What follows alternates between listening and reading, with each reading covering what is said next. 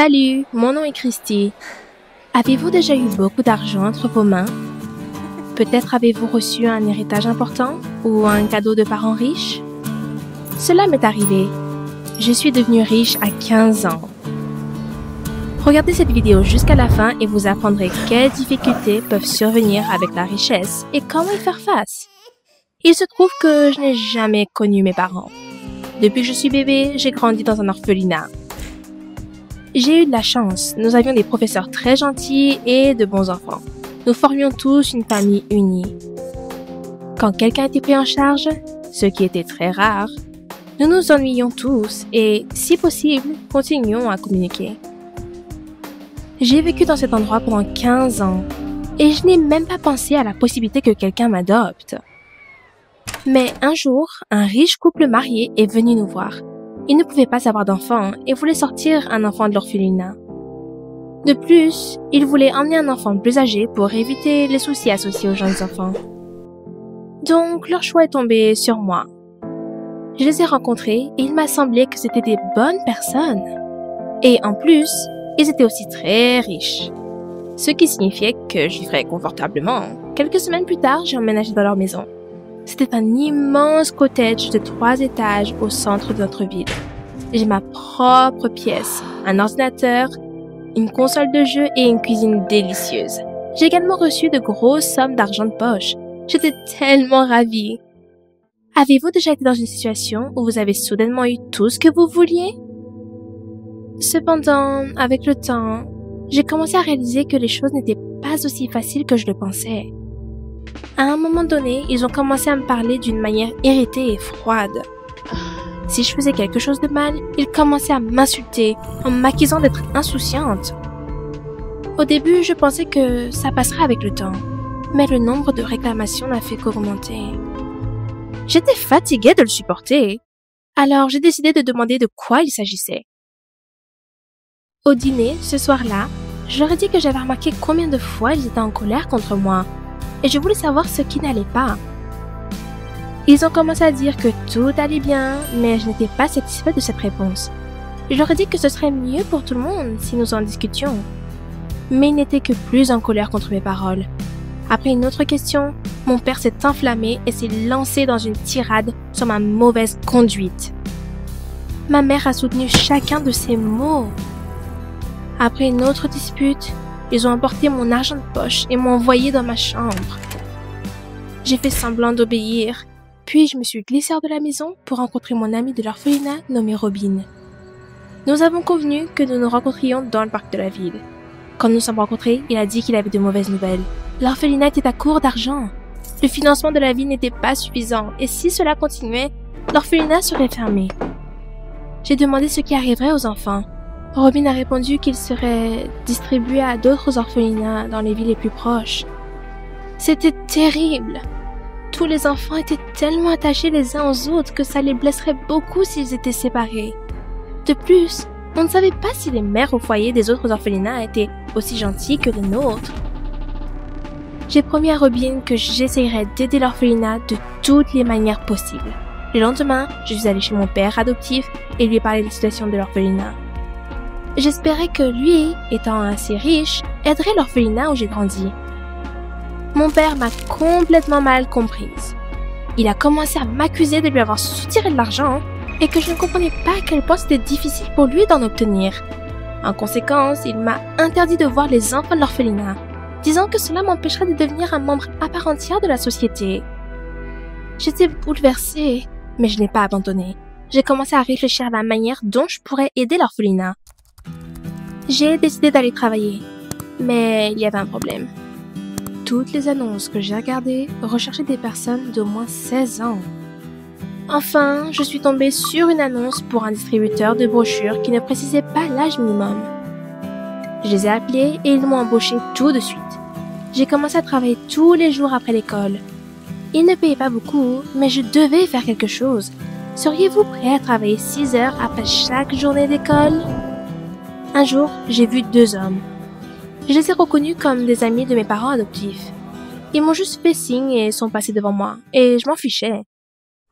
Cependant, quelques jours plus tard, ma mère n'était pas à la maison et mon père adoptif m'a appelé. Il était tendu et sévère. Ses amis lui ont dit que je distribuais des dépliants et qu'il n'aimait pas beaucoup ça. Il a dit que je n'aurais pas perdre de temps avec de telles absurdités et étudier plutôt l'économie et la théorie des affaires afin qu'à l'avenir, je puisse reprendre son entreprise. Il ne m'a même pas demandé ce que je voulais faire. Il avait déjà tout décidé pour moi. Je me suis fâchée contre lui et lui ai dit ce que je pensais. Je lui ai dit qu'il n'était rien pour moi et qu'il n'avait pas le droit de me dire quoi faire. Cela l'a rendu fou.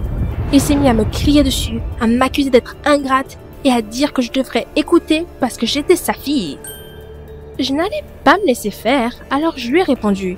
Je l'ai traité de fou avide et violent qui ne serait jamais mon père. À ce moment-là, j'ai reçu une gifle. Mon père, qui m'avait giflé, resta haletant, le visage rouge de colère. J'avais tellement mal, pas physiquement, mais mentalement, que j'ai commencé à pleurer. Il a également exigé que je n'en parle à personne, menaçant de ruiner ma vie si je le faisais. Il a dit qu'avec ses relations, il pouvait facilement me mettre en prison ou me priver de l'opportunité d'obtenir un emploi normal. Il est parti et je suis retournée dans ma chambre en pleurant et tremblante de peur. J'ai réalisé que je ne pouvais plus rester ici. J'ai emballé mes affaires la nuit. Mais avant de partir, j'avais une idée. Je pensais que mon père adoptif était vraiment un scélérat et ce serait bien si je lui prenais de l'argent pour l'emmener à l'orphelinat. Je me suis glissée dans la chambre de mes parents et très tranquillement, pour ne réveiller personne, j'ai trouvé son portefeuille dans son sac. Ensuite, j'ai atteint l'orphelinat. Je suis allée chez la mère au foyer et je lui ai raconté tout ce qui s'était passé. Elle était choquée et très inquiète pour moi. Elle m'a permis de rester à l'orphelinat malgré le fait qu'elle pouvait avoir des problèmes. Je l'ai remerciée et lui ai donné l'argent que j'avais pris à mon père. J'ai menti sur le fait de le gagner. Je me suis couchée et le matin, je me suis réveillée avec des cris devant la porte. J'ai regardé dehors et j'ai vu mon père et plusieurs policiers. La mère au foyer se tenait devant eux. Mon père m'a remarqué et m'a sorti de la pièce. Il a dit que j'irais avec lui, mais j'ai résisté. Je me suis libérée et je me suis éloignée de lui pour me réfugier dans les bras de la mère au foyer. Mon père a commencé à menacer d'accuser la mère au foyer d'enlèvement d'enfants et la police serait de son côté.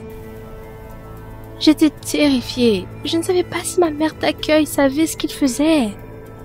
Mais je ne voulais pas que la mère au foyer ait des problèmes, alors j'ai accepté de partir avec mon père. Cependant, j'avais un plan. Mon père est resté silencieux tout le long du chemin à la maison, mais je savais que j'allais avoir beaucoup de problèmes à la maison. Il a probablement remarqué que l'argent manquait, et je ne pensais pas qu'il allait me laisser m'en tirer. Je n'avais qu'une seule chose à faire. Quand nous sommes rentrés à la maison, j'ai sauté de la voiture et j'ai couru rapidement vers ma chambre. J'ai entendu mon père me suivre. J'ai rapidement sorti mon téléphone, allumé l'appareil photo et l'ai mis dans un endroit discret. Puis, mon père est entré dans la pièce. Sans dire un mot, il m'a frappé au visage, puis s'est mis à crier. Je n'avais jamais été aussi humiliée. Il m'a traité de voleuse et de bâtarde. Puis il m'a frappé plusieurs fois et est parti. J'étais blessée, mais j'étais contente. Il y avait des preuves sur mon téléphone qu'il me frappait. Je me fichais de ces menaces. Je n'allais pas rester sans rien faire. Je suis allée voir la police et leur ai montré l'enregistrement. Aucun lien n'a aidé mon père à éviter d'être puni pour la maltraitance des enfants. Lui et ma mère ont été privés de ma garde et contraints de me payer une compensation monétaire. Au procès, je me suis sentie désolée pour ma mère. Elle ne semblait pas savoir que mon père me frappait. Elle était triste que tout se soit déroulé de cette façon. Avant cette situation, je pensais que si j'avais beaucoup d'argent, je serais plus heureuse. Mais maintenant, j'ai réalisé que même avec beaucoup d'argent, vous pouvez être malheureux et en colère. J'étais heureuse de retourner à l'orphelinat. Et la compensation que mon père versait était suffisante pour arranger la situation avec son budget. Une fois à l'orphelinat, j'ai commencé à apprécier encore plus cet endroit. Et j'ai commencé à aider activement aux travaux ménagers et à prendre soin des bébés. Aussi, en tant que promoteuse, j'ai réalisé qu'il était temps de réfléchir à mon futur métier et j'ai décidé de me consacrer au travail social afin de donner de la joie à ceux qui se trouvaient dans une situation difficile, comme moi. Si vous aimez l'histoire, abonnez-vous à la chaîne et mettez un j'aime. puis cliquez sur l'icône en forme de cloche. De cette façon, vous pouvez être le premier à regarder de nouvelles histoires. Bonne chance à vous, que la richesse vous sourie, mais sans aucun problème. Salut, je m'appelle Zoé et j'ai 16 ans. Vous êtes-vous déjà senti comme une paria dans la société? Lorsque vous êtes évité et même effrayé par... Que feriez-vous si vous étiez victime d'intimidation et de rire à cause de votre apparence? Regardez cette vidéo jusqu'au bout et vous apprendrez à vivre avec un visage laid. Vous pensez rarement au fait que l'apparence peut tellement affecter votre vie, surtout lorsque vous aimez la vôtre. Chaque jour, je recevais des compliments et tous les amis de mes parents étaient touchés en me voyant et chérissaient ma beauté. Après tout, ma mère est esthéticienne et mon père est chirurgien plasticien. Et bien sûr, les gens qui créent la beauté ont le plus bel enfant. J'étais activement impliquée dans le cheerleading. J'étais l'une des filles les plus populaires à l'école et je me suis même présentée pour le poste de présidente de l'école. J'avais un beau petit ami, David. Presque toutes les filles voulaient être moi. Et ça me plaisait. Ma vie n'était qu'un conte de fées qui s'est terminé après ce jour. Je conduisais à l'école avec mon petit ami. Nous nous amusions à discuter et à ne pas vraiment regarder la route. Je n'utilisais jamais de ceinture de sécurité car je pensais que rien de mal ne m'arriverait. Mais soudain, une voiture s'est jetée sur nous et David a perdu le contrôle de sa voiture. Soudain, j'ai ressenti une force énorme qui nous a projetés sur le bord de la route. J'ai senti les éclats de verre s'enfoncer dans mon visage et il s'est engourdi. Avez-vous déjà eu un accident? Vous comprenez alors que j'étais en état de choc à l'époque. Donc, je ne me souviens pas de grand-chose. Mon visage guérissait depuis 1 mois et je devais me promener la tête complètement bandée. Je ressentais une douleur insupportable, quotidienne. Chaque jour était un calvaire. Je pensais que c'était la pire chose qui pouvait m'arriver et pendant tout ce temps, jusqu'à ce que mes bandages soient enlevés. Pour la première fois depuis l'accident, je me suis mise devant un miroir pour me regarder et j'ai ressenti un choc. Les cicatrices étaient si profondes qu'elles ont laissé des marques terribles sur mon visage. Comme si quelqu'un venait de me tailler avec un couteau et me laisser comme ça parce que la peau était couverte de cicatrices. Sa couleur n'était plus parfaitement uniforme, mais ressemblait à des brûlures et le bouquet final a été complété par mon nez qui n'était plus parfait, avec une bosse qui ne pouvait être cachée que par une burqa. Était-ce vraiment moi? Non. Je regardais une personne complètement différente. Maintenant, je ressemblais à un vrai monstre de film d'horreur. Tout le visage était complètement horriblement touché, marqué, les sourcils étaient défigurés et laissés en lambeaux. Et les yeux étaient effrayés. Ce n'était plus moi. Il n'y avait plus aucune trace de beauté. Je suis rentrée à la maison et je me suis enfermée dans ma chambre. Je ne suis pas sortie pendant plusieurs jours et je ne voulais ni manger ni boire. J'ai cassé tous les miroirs de la pièce parce que je ne pouvais tout simplement pas me regarder. Des larmes me piquaient le visage à cause des blessures. Je me sentais mal. Mon visage doux et beau s'est transformé en ça. Et maintenant, je devais vivre avec ça. Mes parents ont essayé de me soutenir. Je devais faire un bilan de santé dans 1 semaine pour voir si j'avais des complications. Alors nous avons essayé de m'en parler. Un soir, j'ai entendu mon père parler au téléphone avec un médecin. Il parlait de moi. Je ne pouvais pas le supporter. J'ai couru pour demander s'il y avait quelque chose que je pouvais faire avec mon visage laid. Mon père m'a promis qu'il ferait tout son possible pour me ramener à la normale.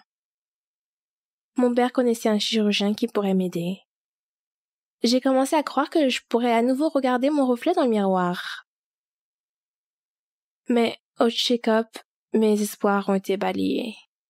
Le médecin indique que même les plus petites interventions chirurgicales ne devraient pas être effectuées maintenant. Tout en moi s'est effondré. Mon congé maladie était presque terminé et je devais bientôt aller à l'école, ce qui a été mon pire cauchemar. J'avais déjà vu des écoliers se détourner de moi, avoir peur et m'appeler par des noms. Personne ne m'a vu pendant le congé maladie, sauf mes parents. Mais des milliers d'yeux m'observeraient à l'école. Quand le jour J est arrivé, je voulais que le sol m'engloutisse, juste pour que personne ne me remarque. Dès que j'ai ouvert la porte de l'école, j'ai réalisé que je n'existais plus. Ma popularité avait disparu. David ne m'a même pas parlé. Et tous mes amis semblaient me soutenir, mais derrière mon dos, ils riaient et ils trouvèrent le nom offensif Freddy. Je me suis blottie dans le coin entre les casiers et j'ai sangloté, mais une fille que j'avais l'habitude d'intimider est venue vers moi et m'a soutenue. C'était inattendu, alors je l'ai simplement repoussé et je me suis enfuie. Chaque nouveau jour était encore plus difficile. J'ai essayé d'appliquer une tonne de maquillage, mais cela n'a pas sauvé mon visage. Et les patchs n'ont pas aidé non plus. J'ai donc commencé à me couvrir le visage avec mes cheveux, à les pousser en avant, à mettre ma capuche et à avoir le dos voûté. Mais ça ne s'est pas amélioré. Tout le monde se moquait de moi et m'appelait par des noms. Mais cette fille, elle m'a soutenue. Et au fil du temps, nous avons commencé à communiquer. Son nom était Sally. Je ne comprenais pas pourquoi elle faisait ça.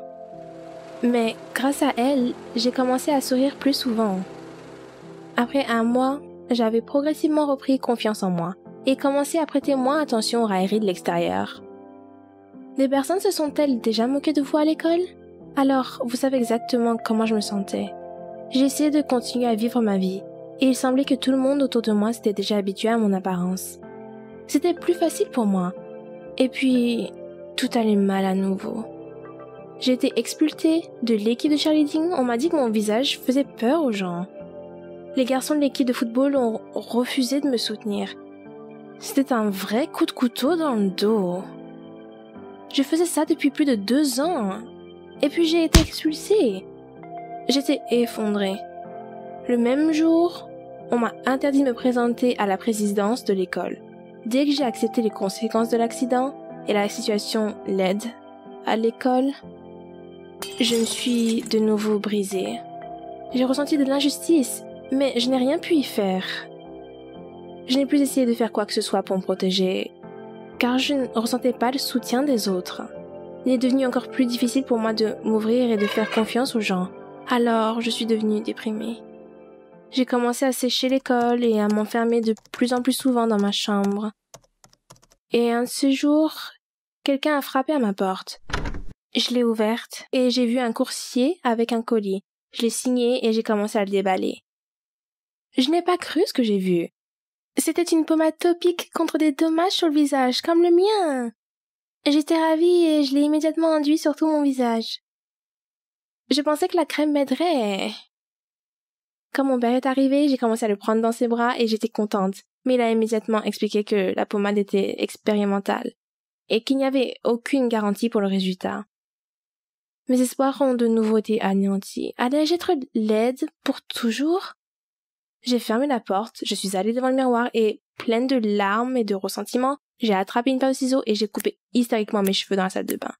J'ai décidé que si mon visage resterait comme ça à jamais, au moins l'image serait en accord. Dans la pièce, j'ai trouvé un sweat à rayures noires et rouges, trouvé un pantalon noir et un chapeau, essayant de ressembler à celui dont on m'avait donné le surnom. Cette fois, j'étais prête à aller à l'école.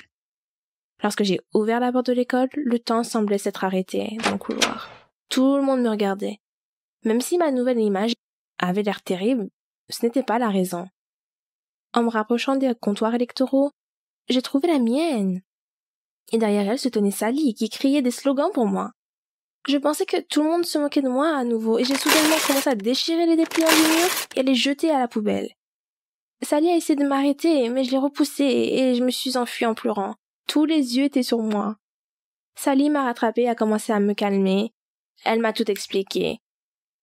Il s'est avéré que pendant tout ce temps, elle était en train de négocier avec le directeur pour me permettre de participer aux élections. Et il s'est indigné qu'on m'ait interdit de le faire. Le directeur a été choqué que j'étais traitée de cette façon. Donc tous ceux qui ont voté pour mon renvoi ont été interdits de participer aux élections. Je ne croyais pas que c'était réel. Ils m'ont soutenue. Il y a 2 jours, l'élection a pris fin et grâce à mes connaissances et aux efforts de Sally, j'ai été élue présidente. Pendant longtemps, j'étais vraiment heureuse. Me produire devant de grandes foules m'a aidé à réduire mon apparence. Je ne sais pas ce qui va se passer ensuite, mais j'étais heureuse de participer. Et je pense que j'ai recommencé à sentir le sol sous mes pieds. J'essaie de ne pas penser à l'accident et d'essayer d'avancer. Avez-vous eu des problèmes avec votre apparence?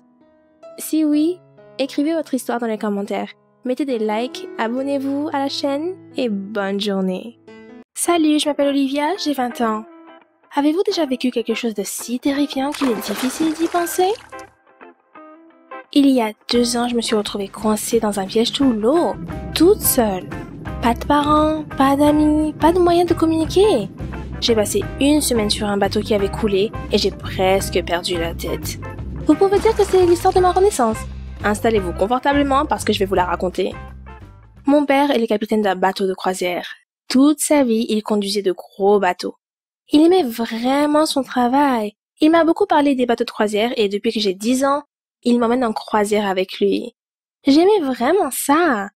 Quand il était en mer pendant de longues périodes, il me manquait et, bien sûr, l'océan me manquait. Un jour, pendant son temps libre, papa m'a surpris avec de super nouvelles. Nous partons en croisière autour d'Hawaï. Et la chose la plus importante était que maintenant j'étais assez grande, je n'allais pas seulement le suivre, mais aussi travailler comme serveuse dans un servant du bateau pour remplacer une personne malade. C'était quelques jours avant la croisière, mais je ne pouvais même pas m'endormir à cause de toute l'excitation. Je ne peux même pas mettre des mots sur mon bonheur. Avez-vous déjà été si excité avant un jour important que vous ne pouviez même pas penser à autre chose? Maman disait au revoir. Je ne sais pas pourquoi, mais elle était émotive et a même commencé à pleurer, me serrant dans ses bras avant notre départ. Peut-être qu'elle avait un sentiment sur quelque chose? Je ne sais pas. Nous étions sur un bateau. Il était géant et tellement magnifique. Cela m'a coupé le souffle quand je pensais à sa puissance. Nous avons fait un long voyage dans un océan Pacifique devant nous aux côtés de mon père. J'étais sur un nuage. J'ai partagé mon rêve avec mon papa. Je voulais devenir capitaine d'un bateau de croisière tout comme lui. Il n'y avait qu'une seule femme capitaine dans le monde à l'époque dans l'histoire des États-Unis. Je voulais être la 2e. Pendant la croisière, mon père a fêté ses 45 ans. Maman m'a donné un cadeau pour lui. J'ai eu une idée géniale. Je voulais faire un gâteau pour papa et le décorer avec un design de gouvernail. Et pendant que mes collègues félicitaient papa dans une salle de concert, je me suis discrètement glissée dans une galère. La galère est la cuisine du navire, si vous ne le savez pas. La farine, le sucre et les œufs devaient être crémés ensemble dans un mixeur pour que la croûte du gâteau soit très douce. Tout d'un coup, la galère a tremblé si fort que j'ai perdu l'équilibre et je suis tombée en frappant ma tête sur un pont en tombant. Je ne sais pas depuis combien de temps j'étais inconsciente. Je me suis réveillée presque dans l'obscurité totale à côté des lumières rouges qui émettaient une lumière très faible. Je ne comprenais toujours pas ce qui se passait et je me suis précipitée à la recherche d'une sortie. Mais les 2 portes étaient fermées hermétiquement, probablement bloquées automatiquement. J'ai réalisé que j'étais piégée. J'ai commencé à réaliser lentement que quelque chose d'horrible s'était produit. Mais quoi exactement? J'ai pensé au Titanic, mais ce n'était pas le cas. Nous étions dans un océan chaud et il n'y avait aucune chance de collision d'iceberg. Le navire est peut-être épuisé et il y a eu une explosion dans l'une des sections. À en juger par le bruit, il y avait de l'eau qui se précipitait dans les compartiments voisins, donnant l'impression de les remplir. Je savais un peu qu'il devait y avoir une brèche dans la coque quelque part, c'est pourquoi les portes des compartiments se sont automatiquement bloquées. Étais-je prise au piège? Je ne pouvais pas croire que ça m'arrivait, j'ai paniqué. J'étais pleine de peur, je ne pouvais pas bouger mes membres et pouvais à peine respirer. Je ne sentais aucune fumée, ce qui signifiait que je ne suffoquerais pas, ne me noierais pas ou ne mourrais pas de froid dans l'océan. Mais si le navire coule, quelqu'un me trouvera-t-il jamais? Des centaines de pensées traversaient ma tête, et bien sûr je pensais à mon père. Où est-il? Qu'est-ce qui lui arrive? Est-il vivant? Ou... Non, je ne voulais pas penser qu'il se serait noyé. Pourquoi ai-je décidé de cuire au moment exact où quelque chose arrive au navire? Avec toute ma volonté, je me suis calmée. D'après les paroles de mon père, je me suis souvenu que dans chaque situation extrême, la chose la plus importante est de rester calme afin de prendre les bonnes décisions. J'ai pris une profonde inspiration, j'ai compté jusqu'à 50 et j'ai pris une décision. Tout d'abord, j'ai besoin de comprendre ce qui m'aidera à survivre car je pourrais peut-être passer beaucoup de temps dans ce piège avant le sauvetage. J'ai vérifié le garde-manger et le réfrigérateur et je me suis assurée d'avoir suffisamment d'eau et de nourriture pour ne pas mourir de faim ou mourir de soif. La galère avait une horloge pour que je puisse suivre le temps qui passait très lentement. Les 24 premières heures, je n'avais pas faim et je ne buvais que de l'eau. J'ai essayé de crier, de frapper à la porte fermée, mais j'ai perdu ma voix en quelques heures et je me suis épuisée. Il n'y avait pas moyen que je sois seule ici sans une seule personne à proximité. J'aimerais que quelqu'un réponde. J'ai continué à pleurer. Puis, j'ai réalisé que ma tête tournait à cause de la faim et que j'avais vraiment besoin de manger quelque chose pour rester consciente. J'ai ouvert une boîte de nourriture, le pain était encore frais. Alors j'ai mangé ça. La nourriture m'a rappelé qu'il y a peu de temps j'étais entourée de gens et j'ai fondu en larmes à nouveau. J'étais désespérée. Quand je me suis lassée de pleurer toutes les larmes de mon corps, je me suis souvenu que ma maman méditait et me l'avait appris. La méditation est un exercice spécial pour votre esprit. Elle vous aide à vous détendre et à calmer les nerfs. J'ai fermé les yeux, j'ai essayé de respirer rythmiquement et je me suis concentrée uniquement sur ma respiration. Pas d'entrée de jeu, mais peu de temps après, il semblait que mes membres étaient plus légers. Ma tête s'éclaircissait et comme dans un rêve, je voyais papa et maman sur le pont d'un grand bateau. Ils souriaient, maman me serrait dans ses bras et j'étais soulagée. Il ne s'est rien passé les jours suivants. J'ai quand même essayé de rester positive. J'ai médité, essayé de chanter, lu les étiquettes des aliments, compté le temps, tout fait pour me distraire. J'ai dormi recroquevillée sur le dessus du réfrigérateur où j'ai placé la robe et le tablier du chef. C'était dur et inconfortable. Je n'arrêtais pas de penser à mon lit douillet et je commençais à pleurer.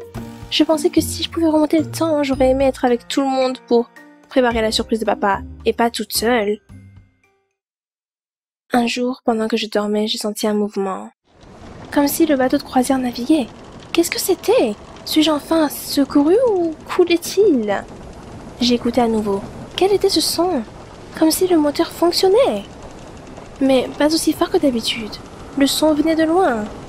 Je pouvais entendre des grincements de poutres et de coques à proximité. Je sentais le balancement comme si le bateau commençait à bouger. Et puis de nouveau, le silence. Pas de voix, pas de bruit de pas. Rien. Personne n'est venu me chercher. Pouvez-vous même imaginer ce qu'une fille de 18 ans pourrait ressentir d'être complètement isolée sous l'eau pendant 7 jours? Je n'avais aucune pensée optimiste dans ma tête. Je me suis forcée à manger, à boire, mais en réalité, je voulais juste en finir. Je n'avais plus envie de me battre pour ma vie. Je pensais que ce serait mieux si je mourais, sinon je deviendrais folle. Et soudain, au 7e jour, j'ai entendu des bruits à nouveau. Qu'est-ce que c'était? Les poutres s'entrechoquaient. Non, c'était des sortes de bruits. Je n'en croyais pas à mes oreilles. Quelque part, à droite de la cuisine, j'ai entendu frapper au mur et aux portes. « Je suis là !» ai-je crié d'une voix rauque et j'ai commencé à frapper à la porte. « Je suis là! Aidez-moi !» Il y avait du monde! À quelques pas de moi! J'entendais des pas, des voix et je savais qu'ils me cherchaient. Étais-je enfin sauvée? Peut-être que je dors ou que j'hallucine? Mais non. La voix à la porte a crié. « Olivia, tu es là? »« Oui, oui, s'il vous plaît, aidez-moi » ai-je crié en retour. « Tiens bon, mon bébé » criait-il. J'entendis un grand bruit et réalisai que la porte métallique était en train d'être coupée avec un outil spécial. Ce son était terrible. Dans d'autres circonstances, je dirais même insupportable. Mes jambes se sont transformées en gelée. J'avais l'impression que j'allais m'évanouir de bonheur. Au moment où j'ai été libérée de mon piège sous-marin, et plus tard, quand j'ai eu le temps de réfléchir à tout ce qui s'était passé, je suis arrivée à une conclusion importante. Ne jamais abandonner. Il y a toujours un moyen de sortir même d'un piège sous-marin. Est-il vraiment nécessaire de décrire à quel point j'étais heureuse d'être enfin libérée et de faire un câlin à maman et papa? J'étais placée dans une clinique pour observation. Le médecin déclarait que j'avais un épuisement physique et émotionnel et que je devais rester à l'hôpital pendant quelques jours. Plus tard, on m'a raconté ce qui était arrivé à mes parents. Il s'est avéré que, pendant que je préparais le gâteau, il y a eu une explosion dans l'un des compartiments techniques du navire, et le navire a commencé à prendre l'eau. Il a rapidement inondé la proue.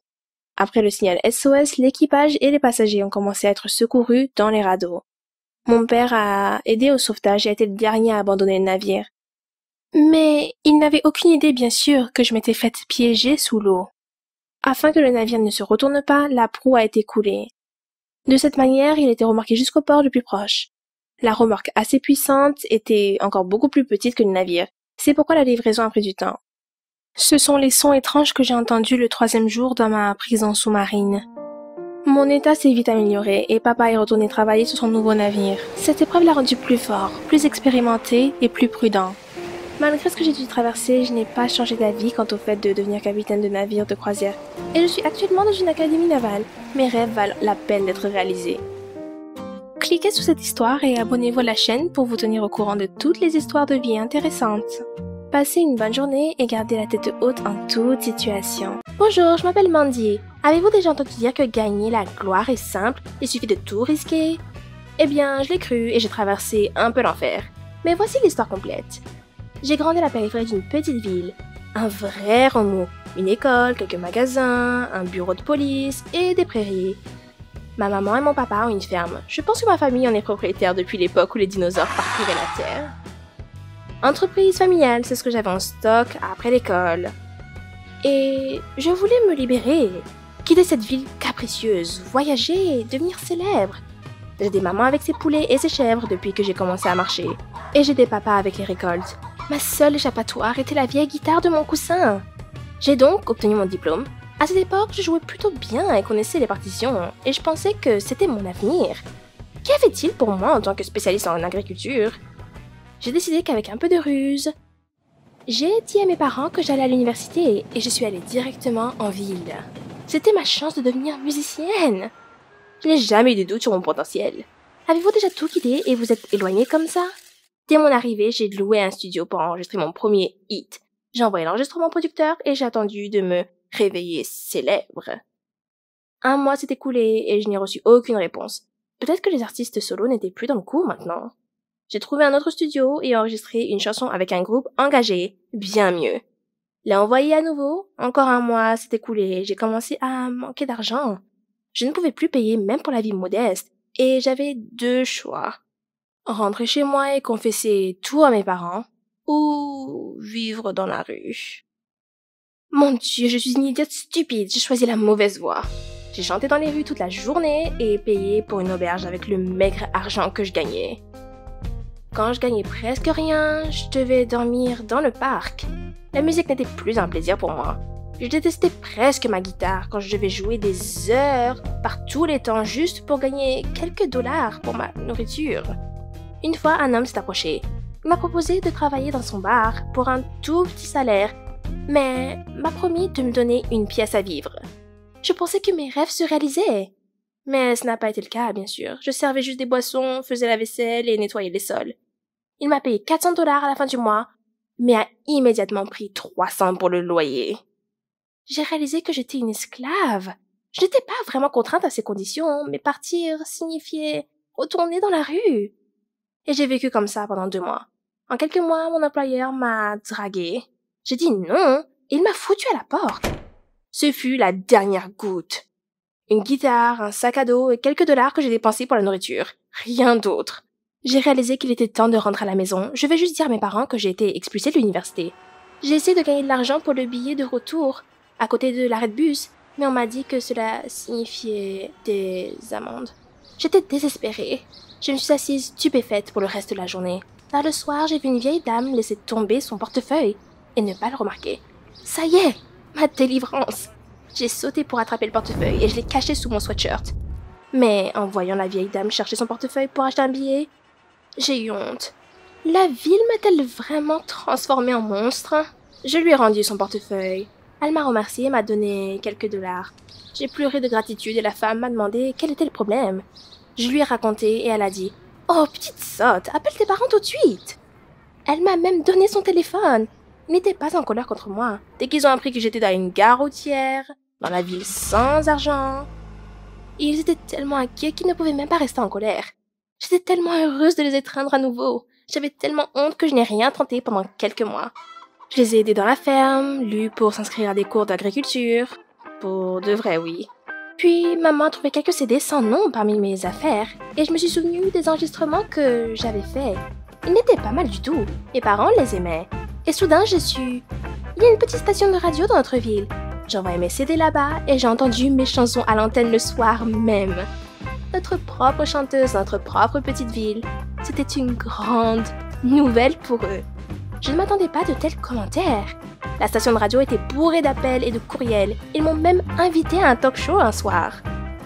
J'ai parlé de mes aventures. Et puis, des enfants d'une ville voisine m'ont trouvé par la radio. Ils avaient leur propre groupe et étaient heureux de me demander de chanter avec eux. Ce n'est pas comme si nous étions mondialement connus, mais nous nous déplaçons et les gens nous connaissent. Et si j'ai appris quelque chose de ma vie à la ferme, c'est de ne jamais abandonner le travail.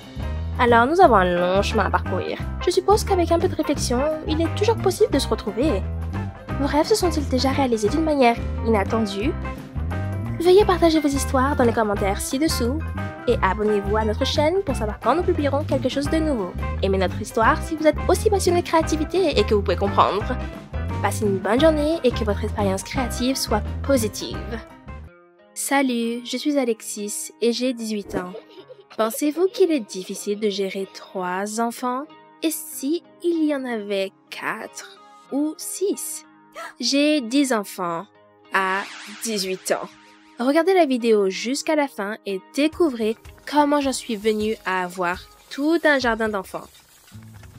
Je suis tombée amoureuse de Benjamin au premier regard et le fait qu'il ait déjà 15 ans de plus que moi ne m'a pas du tout arrêtée. Il me courtisait, était si sage, courageux et attentionné. Mes parents n'ont pas accepté mon choix au début, mais ils l'ont ensuite accepté. Il a réussi à les charmer et était très sérieux à ce sujet. Nous avons donc décidé ensemble que nous nous marierions dès que j'aurais 18 ans. Après mon anniversaire, j'avais vraiment hâte du moment où il me demandera en mariage officiellement. Mais cela ne s'est pas produit. Benjamin retardait la conversation car le résultat pouvait être ambigu, même au point de rompre la relation. En effet, c'était très choquant pour moi. Quand il a finalement abandonné, j'ai découvert quelque chose d'incroyable. Je savais qu'il était déjà marié et je lui ai dit tout de suite que je m'en fichais. Il s'est avéré qu'à ce moment-là, je ne lui ai pas laissé raconter un détail très important. Il avait 5 enfants. 5! Benjamin a promis que cela n'affecterait en rien notre mariage. Avec son ex-femme, il s'est séparé pacifiquement, a communiqué avec les enfants, leur a rendu visite. Avez-vous déjà appris de grands secrets qui vous ont choqué? Partagez-le dans les commentaires. L'admission m'a stupéfaite. 5 enfants. Il a quitté la famille, a divorcé. Il m'a fallu beaucoup de temps pour revenir à mes sens et comprendre. Mais Benjamin a essayé de m'expliquer qu'il n'abandonnait jamais les enfants et faisait tout pour s'assurer qu'ils avaient un père et qu'ils n'en ressentaient pas le besoin. Il a dit que cela arrivait dans la vie quand un mariage ne pouvait pas être réparé. Les enfants étaient mieux si leurs parents vivaient séparément, mais étaient amis, plutôt qu'ensemble et avec des scandales. Ce n'était pas facile pour moi d'accepter tout ce qui était dit.